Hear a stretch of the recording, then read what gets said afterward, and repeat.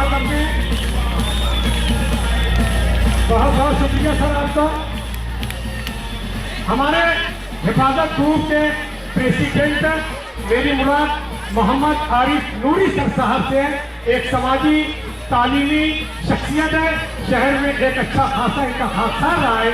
मैं दोबारा जहमत देता हूँ वही सर साहब से कि इनकी भी खिदमत में शाल और बुके का नजराना पेश करके इनका इस्तेकबाल करें। जोरदार तालियां। बच्चे आवाज आना चाहिए कि रमजान पूरा केंद्र एजुकेशन में बरकती सर की आवाज के ऊपर तालियां बन रही है, ऐसा होना चाहिए। सर आप लोगों का बहुत बहुत इस्तेकबाल। हमने आपको दावत दिया, आप लोगों ने हमारी आवाज पर नजर कहा। हमारे एक दूसरे मेहमान यहाँ पर तशरीफ फरमा है मोहम्मद हसन साहब। मैं सर से दोबारा गुजारिश करता हूँ कि आपकी खिदमत में शाल और बुके देंगे। जोरदार तालियां बेटा।